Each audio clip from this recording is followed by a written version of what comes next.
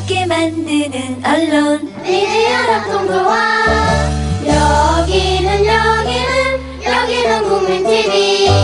함께 만드는 언론 미디어 합동조합. 여기는 국민TV. 나란히 가지 않아도 우리는 하나. 세상은 힘들게 해도 우리는 조합원. 우리는 하나.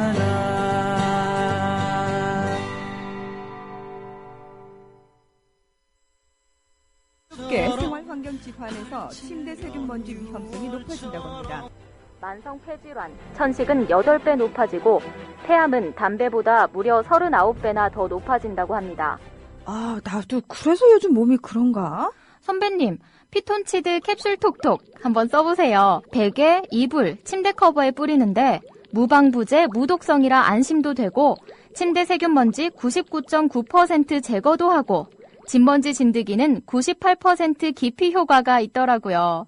궁금해서 왜 살충은 안 되나요? 하고 물어봤더니 화학 제품만 살충이 된다고 하더라고요. 그래서 믿음이 생기던데요. 피톤치드 캡슐 톡톡? 네, 선배님. 피톤치드 향이 살림욕하는 것 같아요. 주 기자님, 지난 주말에 콘도 다녀왔는데 진짜 좋았대. 주 기자님은 콘도 회원권도 갖고 있나 봐요? 부럽다. 이번에 회원권 114 거래소에 의뢰해서 싸게 구입했다는데? 콘도 회원권은 비싸지 않아요? 회원권인데? 근데 이 콘도 회원권이라고 다 비싼 게 아닌가 봐. 회원권 114에 알아보니까 종류도 많고 다양한 상품들 엄청 많던데? 그러면 우리도 봄 여행 한번 알아볼까요? 콘도는 회원권 114에서 구입하고요. 02-544-6114번 02-544-6114번 회원권 114는 인터넷과 모바일 앱에서도 검색할 수 있습니다. 콘도 회원권 거래는 회원권 114 02-544-6114번으로 바로 전화해보세요.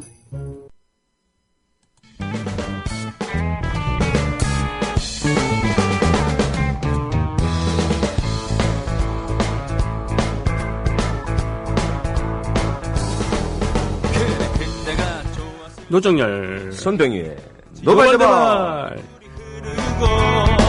뭐든지 할 수 있었을지도 모르지. 끝내주는 여자와 잘 빠진 차, 탄탄한 몸의 명품까지. 정열씨, 네. 혹시 그 가라서류라는 거 아시죠?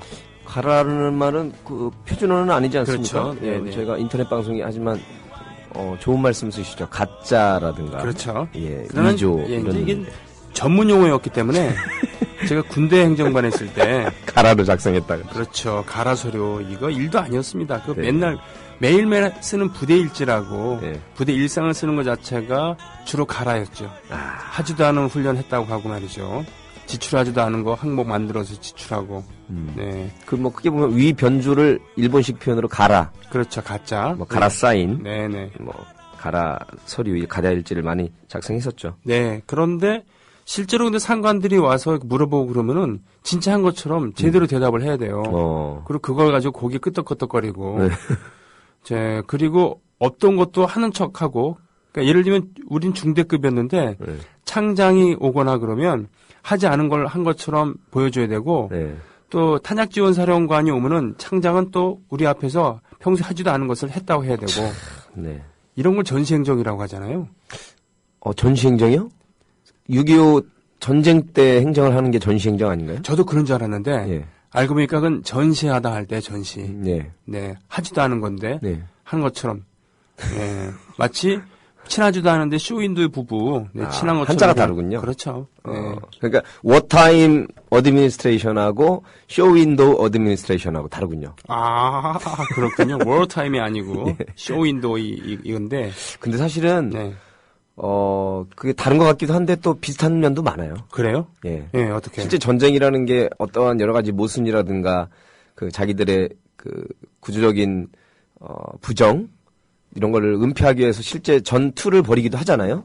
또 필요한 그 군수물자 또 소진하기 위한 여러 가지 목적도 있고요. 예. 그렇게 따지면 뭐 한자만 다를 뿐만 아니라 실제로 본질적으로 보면 국민들을 위하거나 뭐 역사에 도움이 되는 그런 행위들이 아니라 쇼하는 거죠, 그야말로. 하나는 목숨 걸고 군수물자 팔아가면서 사람들 죽여가면서 쇼하는 거고, 하나는 정말로 면피하기 위해서 국면 전환용으로 쇼를 하는 거죠. 일리가 있네. 예, 진짜로 그렇죠. 그런 의미에서 네. 요즘은 사실 전시잖아요.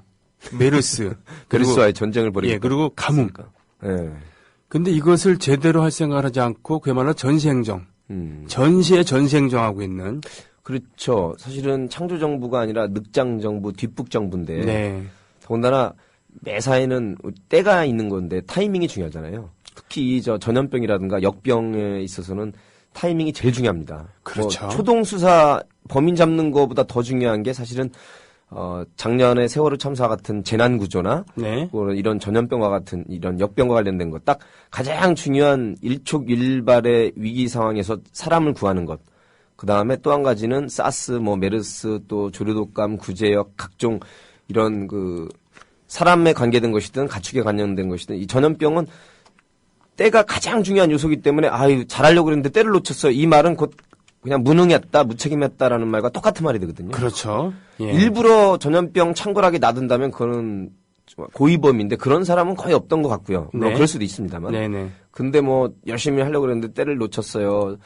잘하려고 했는데 우리가 아직 테크닉이 부족해요. 이런 말은 뭐 200년 전에는 가능했을지 몰라도 저희가 이미 21세기 넘어서 여러 가지 이런 전염병들을 효과적으로 예방하거나 이렇게 잘 대처해서 최소한의 피해로 그치게 한 우리의 경력이 있는 걸로 봐서는 네.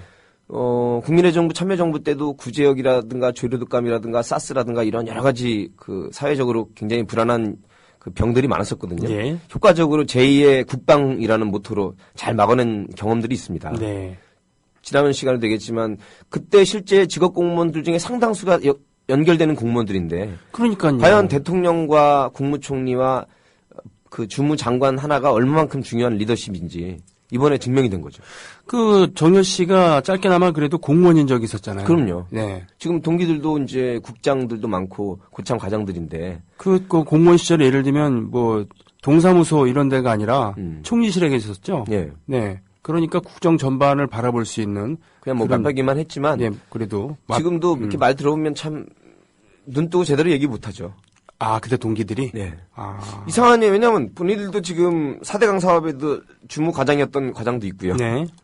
저는 이제 좀 세게 나가니까. 그럼 이제 사실은 이제 얼굴 붉어지죠. 뭐 할 말이 없겠네. 할 말이 없죠. 네. 근데 10년 전에도 그 사람들은 공무원이었을 거 아닙니까? 그렇습니다. 그렇죠? 예. 국민의 정부, 참여정부 때 다 공무원이었을 역시 또 텐데 공무원이었죠. 그때 외에는 그렇게까지 얼굴 붉힌 일은 없었을 거 아니에요. 그렇죠.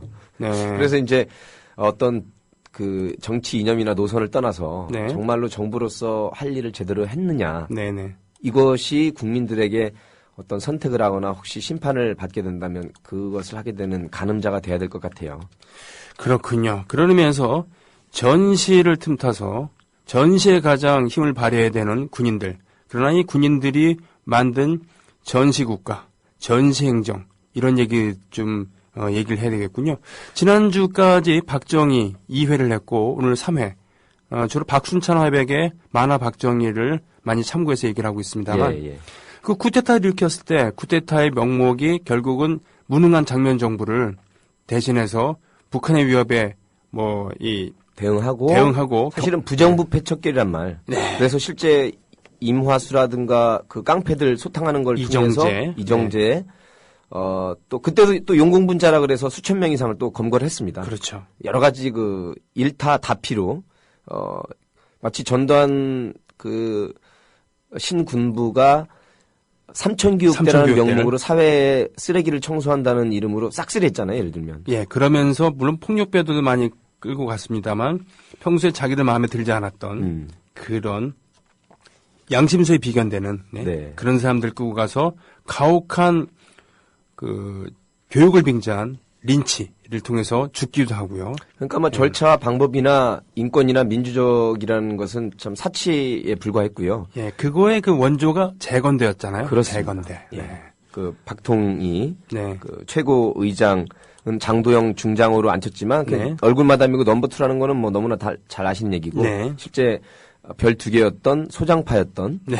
우리 박정희 소장이 네. 실권으로 장악을 했는데 계속 설명드린 것은 팩트로 남아있는 게 첫째 60년도에 이승만 권력을 제거하려고 했지만 4.19 혁명으로 제거할 대상이 이미 없어져 버렸고 없어졌고. 예, 그리고 장면을 제거하려고 했지만 이미 1년이 지나면서 국민들이 상당히 안정을 찾고 네. 4.19 혁명 1주년 때 굉장히 전국적으로 권기가 일어나서 그거를 반 혁명으로 이렇게 돌려서 거사를 치려고 했는데 그것도 일어나지 조용히 했어요.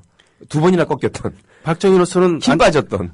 힘을 쓰려고 그랬는데 네. 아무도 안 나오는 박정희로서는 장면을 제거할 수 있는 그런 장면이었었는데. 그런 장면이었는데 안정이 되었기 때문에 참 안타까운 장면이었어요. 자기들한테는. 지금 저희가 저 장면 총리를 가지고 농담해도 되는 게 참 네. 무능하고 무책임해요. 정말 아니 이 정도로 쿠데타가 일어났으면 당연히 넘버 2도 아니었죠 사실은. 네. 별 2개 위에는 3도 있었고 국방부 장관도 있었고 합동참모본부장도 있었고 위에 3, 4, 5명이 더 있었는데 네. 진압하라고 명령을 하면서 그때 새가슴인 게 뭐 피를 부를까봐 북한이 쳐들어올까봐 그런 식으로 하면 모든 쿠데타 세력들이 쿠데타하게 되는 근거를 제시하게 되는 거죠. 그렇죠. 네. 뭐 우리가 군사 쿠데타가 일어났을 때 어떻게 보면은 가장 대조적인 장면이었던 게 칠레의 아옌데였죠. 대통령은 바로 쿠바의 카스트로가 선물해준 기관 단총을 들고서 끝까지 대통령 궁에 있다가 예.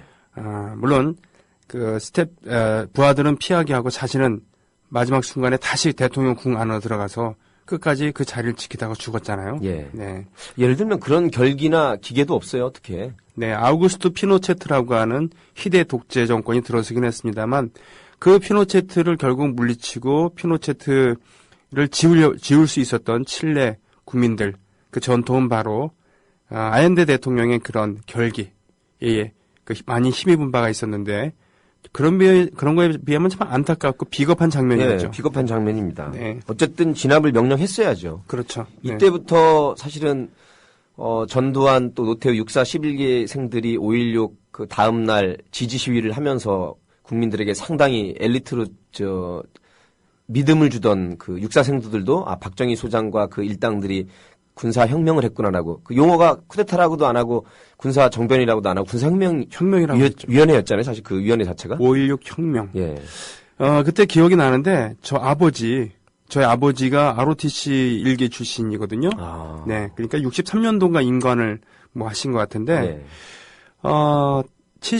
제가 어렸을 때 아버지께서 그 친구분 집에 놀러 갔었거든요.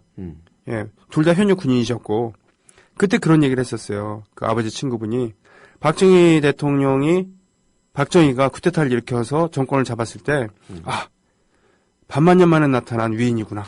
반만년 5천년 네. 역사에. 예, 5천년 만에 나타난 그런 위인이구나라고 얘기를 했는데 나중에 장기 집권하는 걸 보고 그런 마음을 버렸다. 놀랍게도 그때 박정희는 살아있을 때였어요. 그 얘기를 했을 때가. 그러나 그 77년도였거든요. 예. 그 얘기를 했었던 때가. 그러니까 군인이었지만 쿠데타를 일으켰을 때는 일말의 기대를 가졌는데 하는 거 보니까 그게 아니었다는 얘기죠. 예. 오늘은 그 얘기를 계속 그 들려주시겠습니다. 정도만 해도 사실은 판단력이나 양식과 양심이 있는 분들이고 그렇죠. 실제로 박정희 향수에 젖은 분들은 그 숱한 인권 탄압이나 그 독재적인 행태는 북한에 대항해서 남한만을 지켜내고 경제 발전을 하기 위해서는 어쩔 수 없다라고 이렇게 확신범적 사고를 가진 분들이 아직도 많거든요. 늘 얘기하지만 그렇죠. 지금 60대 이상의 선배님들, 네.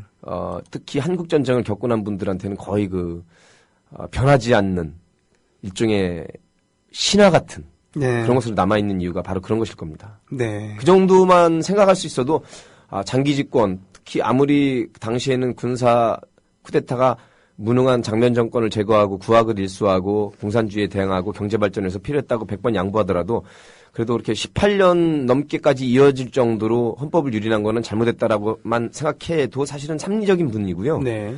거기까지도 18년이 아니라 38년이라도 해야 된다고 생각한 분도 있어요, 진짜. 그렇습니다. 네. 그분들이 지금도 29%를 차지하고 네, 있고 네.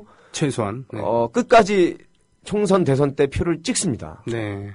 예, 그래서 결론은 조금 앞서 나간 얘기지만 20, 30, 40, 50대 조금이나마 뭐 노선에 상관없이 이념에 상관없이 조금이나마 대통령이 말하는 비정상의 정상화를 위하시는 분들이라면 네. 국가가 정말 대개조되기를 바라시는 분들이라면 네네. 적폐를 혁파하기를 바라는 분들이라면 올바른 선택을 하는 것이 박근혜 대통령이 말한 비정상의 정상화를 이루는 중요한 행태죠. 알겠습니다. 이 장면 이 총리가 이렇게 무능하기도 했지만 네.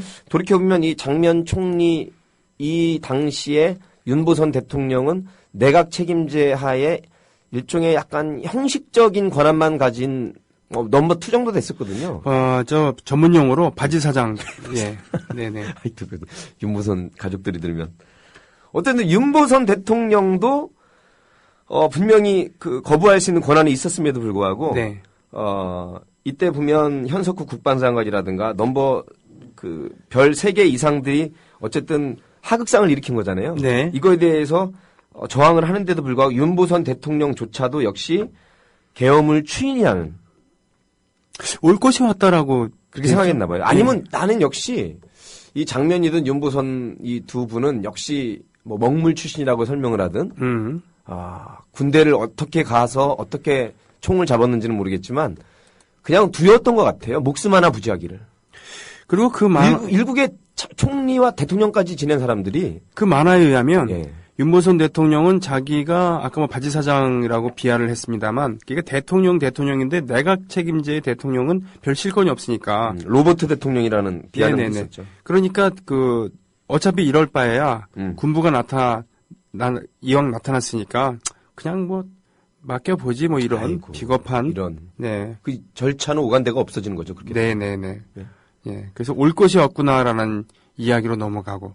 그러나 장면 정권이 뭐 무능했다고 부패했다고 얘기를 합니다만 그리고 사회가 혼란했다고 합니다만 지난번에도 얘기했지만 1주년이 지나고 4.19 1주년이 지나가면서 뭔가 틀이 잡혀가고 예, 있었고. 맞습니다. 그렇죠? 예. 그리고 사실 장면 정권의 문제는 4.19 때 일어났었던 민중의 의지, 그 혁명적인 의지를 비혁명적인 방법으로 그러니까 자기들도 결국은 어떻게 보면 지금의 여당과 야당처럼 본질적으로 별 차이가 없는 그렇습니다. 그런 구정치권들이 자기들이 해먹으려고 하면서 대강 이렇게 하려고 그러니까 예. 민의 요구를 따라가지 못했던 거죠. 네. 그렇죠? 네. 근데 이제 뭐 나가니까 뭐한 놈이 나온다고 네, 차차 더한 말씀드리겠지만 네. 이제 구악을 일수하고 부정부패를 척결해서 경제를 살리겠다는 일념으로 왜냐하면 정통성 시비가 나오니까 네. 그래서 결국에는 최고회의 의장에는 그 선배인 장도영 3스타를 앉히지 않습니까? 네, 중장. 예, 네. 중장을 앉혔는데 네. 이때 김종필을 통해서 초대 중앙정보부를 만듭니다. 예. 예. 그 제1CIA 그 중앙정보부장, 중정부장으로 김종필 나중에 뭐 총리도 하고 그야말로 넘버 2로서 모든 활약을 하는데 중요한 것은 장도영 파와 네. 이게 이제 5기 선배들이고요. 박정희와 김종필 6사 8기생들이 또 대립을 하게 됩니다. 6사 5기와 8기. 네. 이 무슨 얘기냐면 두 번이나 그 쿠데타를 하려고 했지만 개제가 안 돼서 5.16 때 쿠데타를 한 이 박정희 일당들이 네. 나중에는 장도영 그 중장 그러니까 최고회의 명목상 의장과 네. 그 알래스카파라고 이렇게 불렀다고 하더라고요. 예, 알래스카파는 저도 아는데 북한의 쪽에 있는 뭐냐면 지역이 그쪽 출신들이니까. 그러니까 항명도 쪽 예. 주로 그쪽에 연고가 있었던 그런 장교들 그리고 박정희와 같이 이렇게 만주군에 복무하기도 했었던 그런 사람들도 있습니다 거기에. 예. 근데 함경도의 별명이 그때는 알래스카였다는 얘기죠. 그래서- 한국의 알래스카. 네, 한국 알래스카. 네. 그들을 역시 김종필의 중정이 먼저 정부를 입혀서 한 발 앞서서 사실 여차하면 이 장도영 중장이나 그 5기생들 알래스카 팀들은 제거하려고 그랬었어요. 네, 서로가 서로를 제거하려고 그랬죠. 예, 왜냐하면 자기들이 실제 총격전 벌이고 그 한강 넘어서 그 제대로 혁명을 일으킨 건 자기인데 네. 이제 여기에 따르면 김종필은 뭐 팔기들. 문서나 찍어내고 네. 실제 우리가 손에 피를 묻히고 총을 쏴서 혁명을 완수했는데 모든 떡고물들은 쟤네가 다 가진 것 같으니까 네. 이미 그때부터 권력 암투가 있었던 거죠. 그렇죠. 네. 실제로 바지 사장으로 내세운 줄은 모르고 지금 보면 장도영 의장이 굉장히 목숨 걸고 오버를 한 거죠. 뭐 그렇게 생각할 수도 있겠죠. 그러나 장도영 같은 경우는 사실 그 사람은 쿠데타를 진압할 수 있는 위치에 있었거든요. 근데 그러지 않았어요. 예. 네. 공범이었던 거죠, 그러면? 네, 공범입니다. 그러니까 자기는 그런 지분이 마땅히 있다고 생각을 한 거죠. 그 지분을 인정 안 하고 자꾸 지분거리니까 제거하려고 그랬다가 김종필한테 먼저 당해서 네. 알래스카 팀과 의장인 장도영이 이제 숙청을 당하고. 예. 그렇게 되고 중간에 네.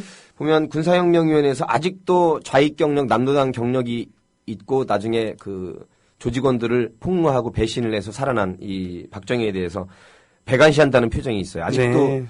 민족주의적 성향이나 혹시 공산주의적 성격이 있는 것 아니냐고 의심을 하는 시각이 있으니까 이때 가장 먼저 희생을 당한 게 진보당의 조봉암 사형 사건은 많이들 알고 있는데 네. 민족일보의 조용수 네, 조영수 사장을 이 군사혁명위원회에서 젊은 사업가였는데 예. 그죠? 젊은 사람이었는데 32살밖에 안 된 사람을 제일동포의 자금으로 진보지인 그 민족일보를 창간을 해서 참 대단한 반향을 일으켰었는데 제일동포의 돈을 가지고 만들었다. 간첩 혐의를 더 씌워서 사형을 시킵니다. 예. 그러면서 자기는 나 빨갱이 아니야라고 박정희는 자기 스스로 이런 게 전시행정인 거죠. 이런 게 전시행정인 거예요. 냄새야. 본인은 빨갱이가 아니야. 이 조영수 사형시키는 건 몰라? 32살에 그야말로 조작을 통해서 빨갱이로 간첩을로 몰아서 서대문 형무소가 많이 등장해요. 나중에 인혁당도 마찬가지지만 네. 역시 형장의 이슬로 사라졌던 우리의 정말 그러니까 법이 없는 거죠. 네. 자기의 정치적 목적을 위해서는 군사정변이 뭐 쿠데타는 했지만 깨끗했다라든가 경제발전을 시켰다라든가 이 두 가지 신화가 아직도 특히 일부 국민들 속에 머릿속에 남아 있지 않습니까? 네. 근데 뭐 헌법이고 법이 없는 겁니다. 네. 자기의 이 정치적 야망을 채우고 전시행정을 위해서는. 네네. 나중에 보겠지만 또 이제 미국이 아직도 삐딱하고 확실하게 신임을 안 주니까 바로 황태성이라는 자기 박상희 형님의 친구이자 그렇죠. 자기가 가장 믿었었던 자기의 멘토 그리고 자기 자신을 그렇게 공부시키도록 집안에 그렇게 아는 형님인데. 예, 엄마, 어머니 아버지에게 이 간청을 해서 공부를 하게 만들었던 형, 그 형의 친구인 황태성, 네, 바로 독립운동가였고요. 일제시대 때 끝까지 독립운동을 했기 때문에 대단히 그 존경을 받았던 박정희로부터도 그 사람이 북한의 그 김일성 수상으로부터 저 사람이랑은 저 사람 민족주의자니까. 남노당, 가입 경력도 예, 있고. 그러니까 얘기가 통할 것 같으니까. 예. 바로 김일성과 회담 끝에 자기가 밀사로 내려오죠. 그때 북한에서 이 대구, 남한에서 말하는 폭동과 연관이 돼 있다는 그 이유로 실제 주도를 한 것이죠. 네. 자기 신념에 따라서. 네. 북에 건너가서 차관급으로 근무를 하다가. 네. 일종의 밀사로 내려온 거였죠. 간첩이 아니라. 그죠? 간첩이 아니고 특사입니다. 이거는 나중에 10년 뒤에 이후라기 했던 거랑 똑같은 얘기예요. 예, 남한에서 특사로 보냈잖아요. 예. 그러나 그리고 실제 미국의 CIA에 의하면 한국에 와서도 반도 호텔에서 박통을 만났던 것으로 나와 있습니다. 문명자 재미 언론인 문명자 여사의 회고록에 따르면 박정희를 2차례 정도 만난 걸로 이렇게 기록이 돼 있어요. 그러나 그 형의 친구이자 어렸을 때 우상으로 삼았었던 멘토로 따랐었던 황태성을 어떻게 했습니까? 예. 사인을 하죠. 사형 선고 뭐 지금도 마찬가지지만 우리가 사형을 집행하는 것과 사형 선고를 받은 게 좀 다른데 현재 김대중 대통령 이후로 사형 그 집행서에 사인하지 않습니까? 지금 대통령들이. 그렇죠. 일단 자연사하게 놔두는 거였잖아요. 네. 그걸 두고 이제 뭐 그렇게 할 거면 차라리 사형제를 폐지하자 말자가 아직도 지금 논란이 되고 있습니다만 당시에 사법부에서 넘어온 황태성 간첩 혐의로 박정희 대통령이 사인을 하게 되는 거죠. 그때는 의장이라고 봐야 되죠. 대통령은 63년도에 다시 됐으니까. 네네. 참 이런 거 보면 그렇게 해서 오로지 그것은 그 전시행정이죠. 또. 전시행정입니다. 나 빨갱이 아니다라고 국민들에게도 보여주고 미국에게도 신호를 보내는 겁니다. 네. 신호를 보내준 거죠. 그렇게 해서 오히려 지금 뉴라이트 출신으로 새누리당에 가 있는 국회의원하고 있는 하태경이라던가 등등 이런 사람들이 도대체 왜 저렇게까지 과격하게 민주 인사들을 종북 혐의를 더 씌워서 얘기를 하는가. 그 예. DNA가 그렇죠. 그 행동 방식 전시형 나 빨갱이 아니야. 나 라고. 이거 아니에요라고 자꾸 보여주기 위한. 네. 네? 나 빨갱이 전시행정입니다. 아니에요. 네. 나 북한 아니에요. 북한 미워해요. 나는 북한이 싫어요. 공산당이 싫어요. 네. 네. 나중에 이승북 그 얘기도 잠깐 나오겠습니다만. 네. 그러니까 이렇게 보면 이 피 자체가 두 번의 쿠데타 음모를 통해서 이승만과 장면을 제거하려고 했고 그 후에 또 장도영 일파를 김종필을 통해서 제거를 하고 조용수라는 민족일보 사장을 바로 형장의 이슬로 사용을 시키고 네. 또 황태성이라는 자기 친형 박상희 친형과도 그렇게 친했고 본인의 인생에서 굉장히 중요한 그 멘토 역할을 했던 사람을 특사를 네. 간첩 혐의로 몰아서 또 사용을 하고. 그렇죠. 야, 이거는 뭐 글쎄요. 그렇게 해서 자기 이미지를 세탁을 일단 했고요. 네. 예. 그 기반 하에서 했던 짓들을 좀 보시죠. 이때 이제 우리가 전두환 장군을 얘기할 수 없는 게 이땐 대위였는데요. 네. 장도영 그 쓰리스타가 제거된 다음 날 전두환 대위를 불러가지고 국회의원에 출마를 하는데 이때까지 직업군이었던 전두환 대위는 정치하려고 군인 된 거 아니다 그러니까 예. 님자 시간을 좀 줄 테니까 좋은 일 좀 만들어. 그래서 만들어진 게 바로 6.4 11기 전두환 대위와 노태우 대위 영남 출신들로 그 유명한 하나회가 조직이 되는 것이죠. 그러니까 국회의원에 출마를 하라 그랬는데 그것은 거부하고 정치 SOC를 만드는 거죠. 대신 정치인이 되진 않았지만 정치 군인의 길을 가게 된 것이죠. 그렇군요. 한나회를 결성을 하게 됩니다. 예. 지가 대빵이 되는 겁니다. 이 선배의 이제 피를 이어받아서 네. 그야말로 79년 12.12 사태를 일으키게 되는 거죠. 네. 예. 그러니까 우리나라는 늘 나오지만 소장파를 조심해야 돼요. 소장들이 예. 박정희 소장 그리고 별 두 개짜리들이 제일 무섭습니다. 전두환 소장. 육사생도들의 그 시위. 자기는 서울대 ROTC 교관이면서 월권행위를 했죠. 그 서울대 교관이었는데 저 육사생도들을 움직여갖고 그들이 혁명 지지 시위를 하게 합니다. 예. 그것을 지켜보는 유명한 사진이 바로 항공잠바 입고 선글라스 낀 박정희, 그 뒷줄에 차지철과 박종교 등이 서 있는 그 사진이 그 유명한 사진이거든요. 예. 예, 그것을 해낸 게 전두환이고 그걸로 확실하게 눈도장을 찍게 된 겁니다. 예. 참 이런 거 보면 오직 권력을 위해서 네. 이렇게 배신은 물론이고 일단 정적을 가차없이 사형이라는 형식으로 제거를 하면서 전시행정 쇼를 보여줬던 네. 우리 국민들과 미국에게 그 당시에 사실은 언론도 경향신문이라든가 나중에 뭐 장준하 선생님 말씀도 드리겠지만 그래도 올곧은 목소리를 내는 신문들이 있었고 양식민들이 있었거든요. 네. 그런데 역시 주류가 되기에는 역부족이었던 시대 같아요. 시대적 상황이. 사실은 경향신문 같은 경우는 먼 길을 돌아와서 지금 공정언론의 그런 취급을 받고 있습니다만 경향신문 박정희가 처음 등장했을 때 경향신문은 분명히 양심적인 그런 일간지였는데 예. 경향신문을 망가뜨렸잖아요. 그렇죠? 네.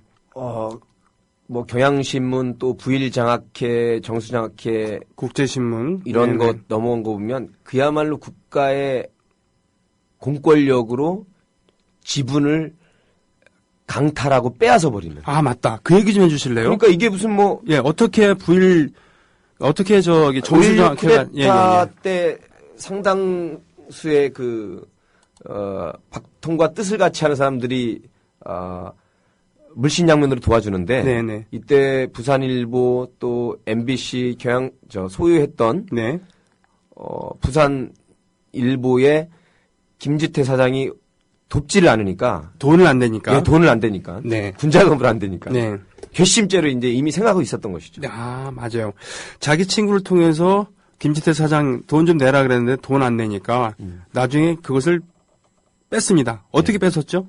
김지태 그러니까 사장을? 이미 김지태 사장 사업하다 보면 사실은 뭐 외환과 관련해서 외환관리법 위반, 네네. 또 배임 횡령과 관련해서 이미 구속 상태였는데 네. 그건 그것대로 처리하면 되는 것인데 네. 아예 그냥 5.16 군사 쿠데타 때 돕지 않았다는 그 괘씸죄에다가 그 부산일보나 MBC가 워낙 큰 덩어리니까 네. 이거를 강탈해서 각서 사인을 하게 한 것이죠. 자유로 넘긴 것처럼. 네.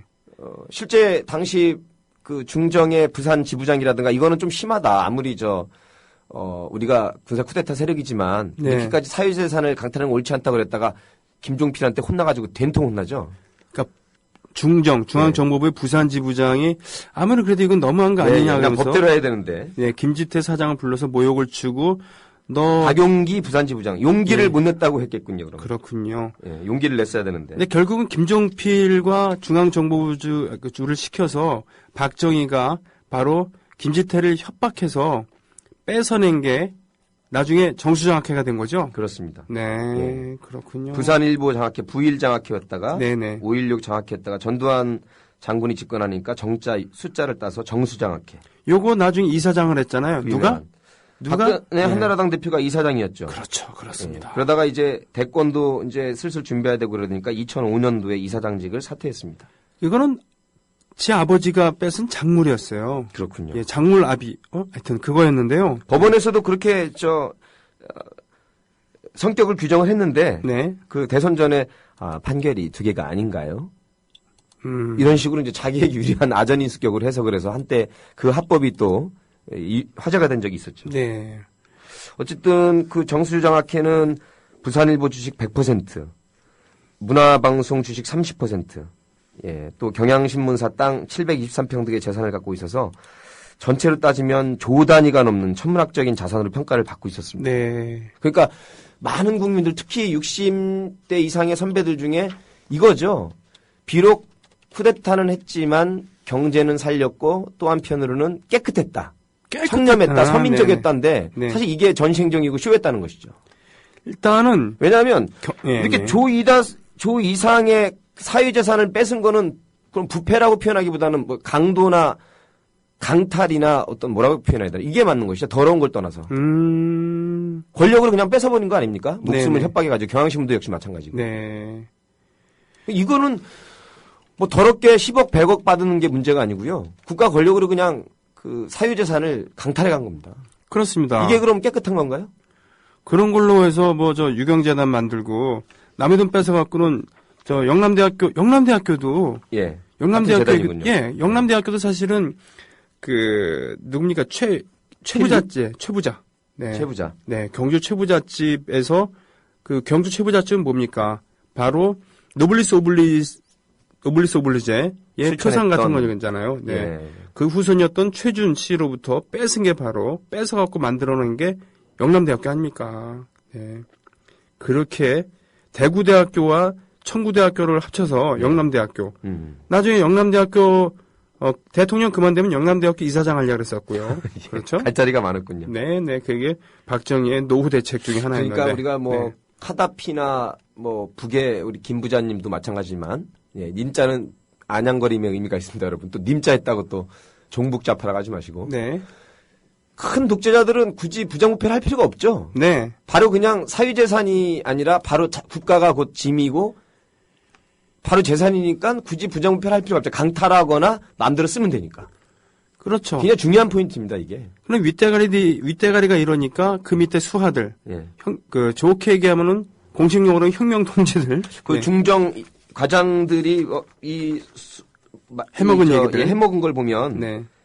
증권 파동 모든 권력을 동원해서 각종 특혜를 통해서 이 5.16 함께했던 중령 대령들이 소위 말하는 요즘 표현으로 해먹은 걸 네. 보면 국영기업체 사장으로 취입해서 몇 달 사이에 의리의리한 집을 짓기도 했다. 네. 사채놀이를 해서 풍족한 생활을 누리기도 했고요. 네. 아무튼 구한국 황실재단 일제에서 넘어온 재단 자체를 먹어치우는가 하면 공원용지를 멋대로 불화해서 자기 걸로 소유권을 옮기고 그야말로 그냥 아사리판인 거죠. 그렇죠. 그냥 부정부패라는 표현보다 그냥 다 먹은 겁니다. 그 명목은 예. 자기들이 민정이양을 한다 그러면서 다른 정당들은 모두 활동을 중지시키고 자기들은 공화당 창당 작업을 하잖아요. 그것도 정말로 있어서는 안 되는 불공정 게임이죠. 그러니까 거기서 돈이 필요하니까 돈을 어떻게 만들었습니까? 증권을 조작해서 만들었고 네. 또 나중에는 그 새나라 자동차라고 해서 일본에서 부품을 데리고 와갖고는 거의 완제품을 갖고 와갖고는 새나라 자동차라고 팔아먹습니다만 그것도 폭리를 취하게 되잖아요. 예. 그것도 자기들이 꿀꺽하면서 그 와중에 그거에 뭐라 그럽니까? 그 일을 돌봐준 사람, 그 이윤을 먹으려 그러니까 표정을 바꾸면서 네, 잡아들이라고 해. 그러면서 예. 안 되면 총으로 그죠? 네, 예. 겨우 이제 몸만 빠져나갔죠 그 사람은. 그러니까 이율배반적이고 잘못된 사고방식이 쿠데타는 했지만 깨끗했고 경제를 살렸다. 경제 살린 얘기는 이제 앞으로 다음 4편, 5편까지는 하겠지만 네. 깨끗했다라는 거는 전혀 맞지가 않는 것이에요. 깨끗했다는 게 아니다. 예, 네. 장면이나 이승만 정권이 못했던 방식으로 총칼로 다 국가재산을 사유화하거나 남들이 가졌던 사유재산을 자기 걸로 만든 겁니다. 네, 이 정확한 팩트잖아요. 그렇죠.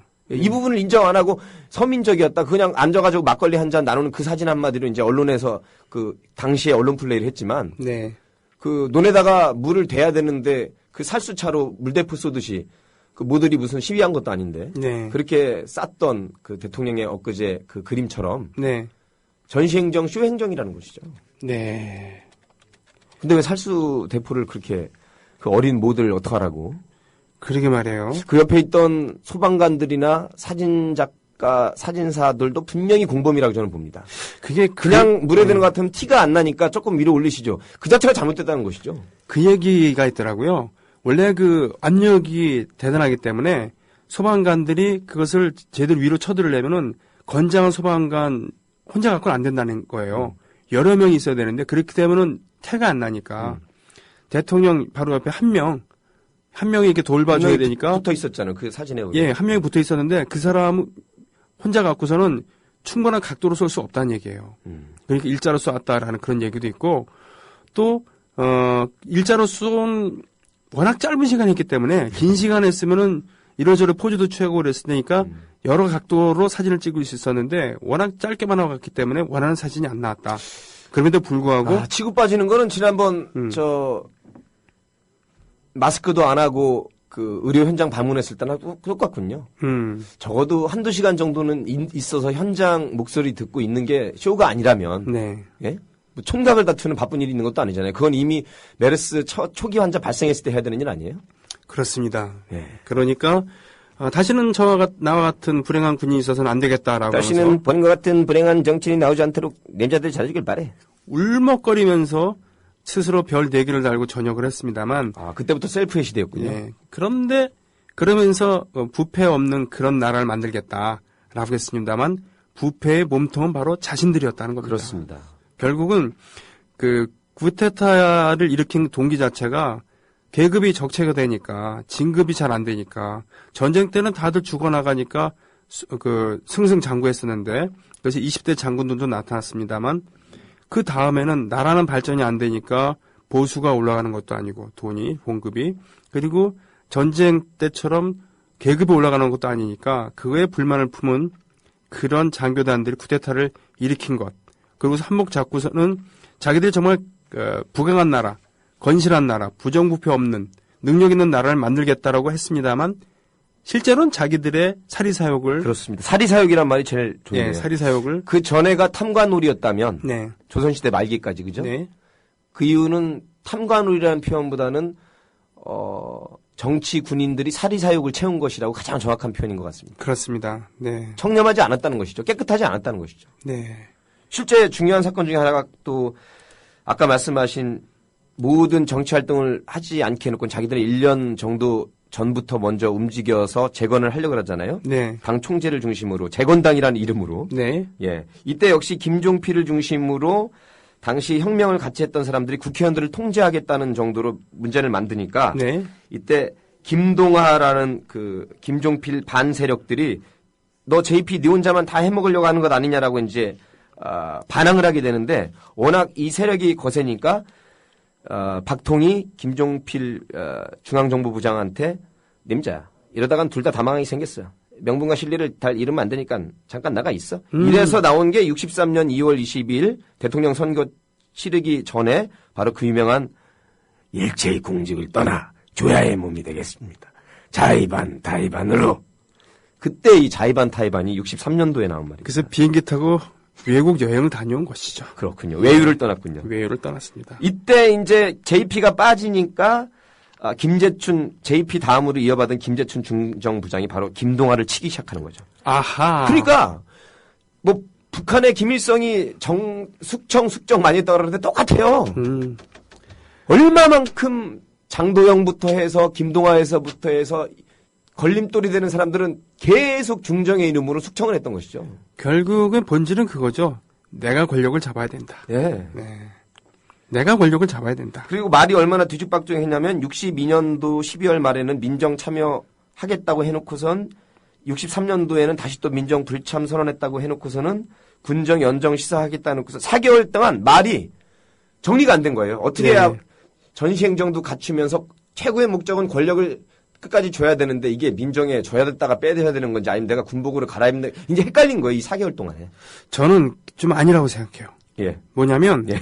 자, 예. 제 학설이고 우리 손병희 유력설은 자기는 하긴 해야 되겠는데 명분이 안 서잖아요. 그러니까 제 말이 그 말이에요. 명분이 안 서니까 네, 말이 뒤바뀐 이유가 그거 아니에요? 그래서 그 명분을 세우기 위해서 자신은 가만히 있으면서 밑에 사람들이 말을 바꾼 것처럼 김종필을 위시한 648기들 중심으로 한 그런 혁명 동지들. 왜냐하면 민정으로 이양하게 되면은 자기들도 그 권력의 단맛을 보질 못하게 되는 거거든요. 자기들도 물러나야 되니까. 확실히 넘어가게 된다면. 네. 그리고는 자칫하면은 자기들의 신변의 안전도 보장받을 수 없게 돼요. 그렇죠. 예. 그러니까 특별법을 통해서 다시 또 단죄할 수 있으니까요. 그러니까 각하가 그 군복을 벗고서 각하가 앞에 나서가면서 우리가 당을 만들면 되지 않겠습니까? 그렇게 되면 민정에 참여한 게 되고 우리는 군인들이 아니니까 예? 명분도 얻고 실리도 얻는 거 아닌가라고 간청을 하는 거죠. 그래서 결국은 모양새를 그렇게 만들어가는 기간이었다. 그래서 임자 내가 해보지. 그래서 감격의 눈물을 흘리잖아요. 그 김종필을 비롯한 예. 예? 조카 사위 처음부터 민정할 때 첫 단추부터 껴야 된다. 넘겨받을 게 아니라. 네. 예. 그래서 실제 68년 8월 30일 날 강원도 철원군에서 별 4개 대장으로 전역식을 하면서 다시 한번 그 유명한 다시는 이 나라에 본인과 같은 불행한 군이 없도록 합시다. 이렇게 말을 하고 이제 양복으로 갈아입고 네. 63년도 대선에 나옵니다. 대선 때도 온갖 부정부패가 있었죠. 예, 이때 뭐 나라 세금을 쓴 거 이때는 이제 아직까지 민간인이 아니었지만 네. 최고회의 의장으로서 쓴 거고요.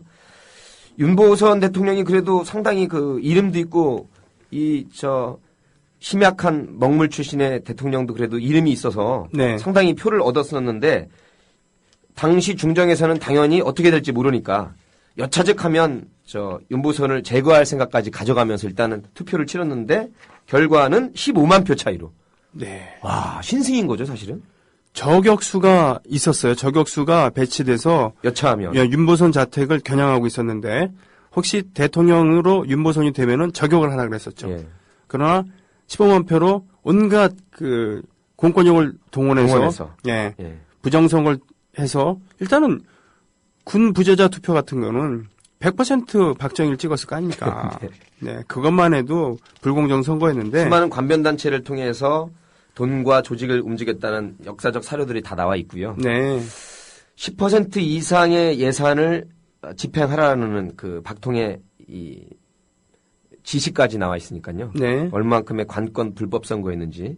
어쨌든 군복에서 민간인 복장으로 갈아입은 박정희는 63년 12월 17일. 보통 대선이 보시면 12월 17일, 18일, 19일 셋 중에 하나입니다. 네, 셋째 주 목요일 정도가 되니까. 네, 네. 예, 그래서 61년도 5월 16일 날 실질적인 권력을 잡았던 박정희 소장이 네. 2년 뒤인 63년 12월 17일 날 군인이 아닌 5대 대통령으로 취임을 하면서 제3국악이 시작되죠. 다시 말씀드리자면은 이 과정은 남들은 정당활동 못하게 해놓고서는 자기들은 착착 창당 작업을 하고 그 창당 작업에 필요한 돈은 주가 조작을 한다거나 또는 불법 무역을 한다던가. 예. 그러니까 나중에 그 장준하 선생으로 하여금 박정희는 밀수왕초다. 밀수왕초. 네. 그것 때문에 국가원수 모독죄로 감옥에 가게 되죠. 그렇죠. 네. 네, 뭐 근데 사카린 역시 밀수를 하고 멋진 하게 언론인이셨어요. 네 글자로 정리를 하시군요. 네. 밀수왕초. 아주 삼성의 사카린 사건도 있었고. 네. 그게 모두 그 뒤에는 박정희가 있었다는 겁니다. 그러니까 권력의 차원에서 경제인들이 부정을 저지른 게 아니라 공범 내지는 아예 교사범이죠. 네. 그게 어떻게 깨끗할 수가 있습니까? 그죠? 그래서 기업 하여금 불법을 저지르게 하거나 같이 저지른 건데 마치 경제인들이 잘못을 저질렀고 국가는 그렇지 않았다라고 오해하는 분들이 많은데 그게 아니라는 거죠. 합작품이라는 거죠. 네, 계속 주기적으로 삥을 뜯는데 그 삥 뜯은 것 이상으로 그러니까 전두환 특혜를 노태우의 주니까 뭐 이례재단에서 거둔 거는 유도 아닌 거죠. 예, 그만큼 이상의 특혜를 주니까 기꺼이 삥을 뜯긴 거죠. 네. 나중에 뭐 수출 때 얘기를 하겠지만 수출 기업의 온갖 특혜 또 그거를 합리화하는 사람은 야 우리나라가 수출밖에 살 길이 없는데 당연히 그거는 정부에서 지원해야 되지. 뭐 일면이 이해를 합니다. 자, 뭐 그렇더라도 정도가 있는 것이죠. 노래 하나를 좀 듣고 올까요? 예. 예. 막상이 떠오르는 걸 띄워주세요. 네. 그러니까 그 얘기를 하죠. 지금 정리됐던 게 말이죠. 잠깐만요. 예. 그러니까 전시 행정에 대한 얘기를 했었고, 그리고 이 사람들은 결코 나라를 개혁하려고 한 것이 아니라 자신들의 권력욕과 사리사욕을 채우기 위해서 했다라는 것이 이제 과정을 통해서 나타나고 있다. 온갖 축제를 다 했습니다. 그렇죠? 예. 네. 그냥 청렴했던 게 아니에요. 네. 이 같이 쿠데타를 했던 그 밑에 부하들, 휘하들이 네. 자기들이 할 수 있는 모든 떡고물을 다 먹었다는 것이죠. 알겠습니다. 예. 그런 의미에서 그 당시 세태를 그대로 보여줬던 노래가 하나 있거든요. 김용만이 불렀던 회전의자라는 노래가 있어요. 그러니까 억울하면 출세를 해라. 회전의자가 그 당시에는 지금으로 따면 중역의자 이런 거거든요. 그 높은 사장님들이 앉는 네, 안락의자 회전의자. 뒤로 이렇게 돌아가는. 예. 자, 그 노래, 노래군요. 예, 그 노래가 어떤 노래인지 한번 가수 이름 중에 김용만 씨가 있었어요? 네, 있었어요. 김용만 김용만. 나오네요. 들어보실까요?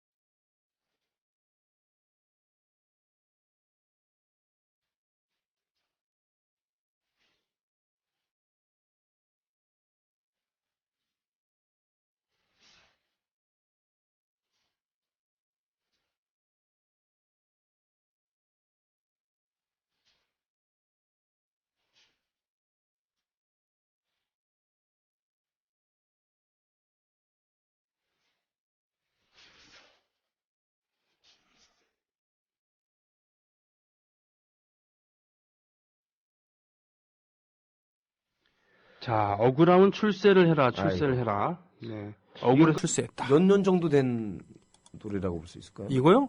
1960년대 노래입니다. 와, 네. 지금 한 50년이 더 네, 그렇죠. 네. 세상에. 네. 지금 그러니까 이런 얘기들은 세대 풍자성인데 능력에 따라서 출세하고 뭐 이러는 게 아니라 그야말로 출세했으니까 능력이 있는 거다라고 하는. 가진 수단과 방법, 불법과 이게 사실 불법보다는 사실은 총칼과 무력이죠, 무력. 네, 무력이죠. 사실은 그죠. 불법이라는 거는 이제 머리를 써가지고 행해임하거나 사기를 치거나 배임 횡령 쪽인데 사실 이 쿠데타 세력들은 사실은 여차하면 총과 칼로 이제 칼을 쓰는 시대가 아니니까 총인 거죠, 그죠? 제가 여차하면 제가 아까 말한 게 윤보선이나 장면은 총알이 무서웠던 거예요. 제가 군대 유군 병장 출신이거든요. 되게 웃긴 거는 똑같은 업무를 하지만 저는 중대의 그 행정반에 있었거든요. 네. 그걸 종합하는 게 이제 우리는 탄약창이었으니까 창의 행정반이었는데 창 행정반에서는 똑같은 업무를 하지만 자기들이 더 그 큰 윗선이라 생각하고 함부로 대해요. 야, 역시 탄약 가진 사람이 실탄이 있으니까. 아니 그냥 자기들은 본부에 있다 이거죠. 함부로 대하고 그 사람들은 예를 들면 우리 모두 헌병들한테 꼼짝도 못 합니다. 헌병들한테 트집 잡히면은 헌병이기 때문에 권력이 있으니까 우리가 잘했건 못했건 걔들한테 찍히면 끝이거든요. 네. 그래서 외출 나갔을 때 외박 나갔을 때 35사단 헌병들한테 걸리지 않는 게 장땡이에요. 근데 헌병보다 더 무서운 게 있었어요. 네. 보안대입니다. 역시. 보안대는 보안사령부 산하의 그런 말단, 그 지역 말단이었는데 대죠? 지금으로 따지면 기무사죠. 그렇죠. 기무사령부. 바로 그 보안대의 사병 하나가 저한테 나중에 은밀히 얘기하더라고요. 제가 창에 왔다 갔다 했으니까 그 본부에 창 본부 행정반 옆에가 보안대가 있었거든요. 예. 거기서 한 2-3명 정도 있었는데 그 일병 저보다 짬밥 조금 빠른 사람이 그랬어요. 손일병. 그 손일병이랑 친해지게 돼갖고 얘기한 건데 손일병 좀 조심하는 게 좋을 것 같다고. 뭔 얘기냐 그랬더니 자기들한테 서류가 다 있다 이거예요. 당신 학생운동하다가 들어온 거 다 있으니까. 다 가지고 있고. 있는데 있으니까 좀 조심하라고. 전 모골이 송연하더라고요. 그러니까 그 보안대에서는 그거 아시는지 모르겠는데요. 거기선 계급이 중요한 게 아니에요. 사복 차림하고 머리도 기르고 다니면서 그 계급이 중요한 게 아니라 군대에선 계급이 장땡인데 아니에요. 보안대 사병이 정보 가지고 있고 그걸 여차직하면 그 장교들 예. 반말 찍찍하면서 팰 수도 있어요. 그래요. 그것도 꼼짝 못해. 이게 바로 파워거든요. 예. 그 박정희 군사정권이 했던 게 지시 바로 이겁니다. 그렇습니다. 상하도 없고요. 직급도 없고. 그게 안기부 시절까지 온 거 아니에요. 그죠? 네. 전두환 노태우의 안기부 시절까지 왔습니다. 예. 그러니까 뭐 국회의원들 겉으로는 힘이 있는 것 같지만 그 중정에 끌려가면은 사람 병신돼서 나오거나 그 현역 의원들도 뭐 숱하게 얻어맞고 고문당하고 그러지 않습니까? 네. 나중에 뭐 최영우 의원 얘기도 나오고 그 여러 가지 그 박정희에 대항했다가 중정 끌려가서 고초를 치른 국회의원들도 많은 거 보면 정치파동 때 이승만 대통령 때도 사실은 권력을 위해서는 국회의원이 그렇게 뭐 큰 힘이 없었잖아요. 그런 의미에서 서로 밀월관계를 가지면서 지금의 왕국을 건설한 그런 방식일가에 대한 얘기가 있죠. 그 유명한 밤의 황제 네. 님자. 내가 낮의 황제라면 님자는 밤의 황제잖아. 밤의 대통령이잖아. 그게 어떤 얘기예요? 글쎄요, 뭐 저는 안 해봤지만 네. 숱한 증인과 증언들에 의하면 네. 낮의 권력은 박통이 가지고 있었지만 네네. 아주 음주 가무에 등했던 방일영 조선일보 사장과 네. 박정희 대통령은 시간 날 때마다 술자리와 술판을 벌여서 권번기생? 권번이라는 게 이제 뭐 지금으로 따지면 방송에서 돌아다닌다는 건가요? 아니 그러니까 기획사죠. 지금으로 따지면. 기획사군요. 네. 그러니까 권번이라는 것은 기생들을 관리하던 그런 공식적인 그런 단체인데 예. 옛날에 기생들 중에서는 그 급이 있었니 기생들 중에서도. 근데 학문을 익히고 그 글씨를 쓰고 또 연주와 가무에 능하게 교육을 받은 그 일패라고 하는데 그런 기생들을 일제시대 때. 아니, 근데 그쪽에도 어떻게 그렇게 잘하세요? 저는 처음 들어보는. 전 생활사 이거 좋아하거든요. 생활사. 생활사. 예. 야사보다 정사를 좋아하시나요? 아니면 정사보다 야사를 좋아하시나요? 둘 다 좋아해요. 예. 이런 쌍사를 좋아하시는 분 같으니라고. 근데 아무튼 요정 정치라고 했지만 그런 요정 같은 사람이 정치를 했다고요? 아이, 그러지 마시고. 네. 예, 그런 데서 소위 말하는 머리를 올려준다고 하죠. 기생들의 머리를 접대 얹는다는 거는 무슨 표현인가요?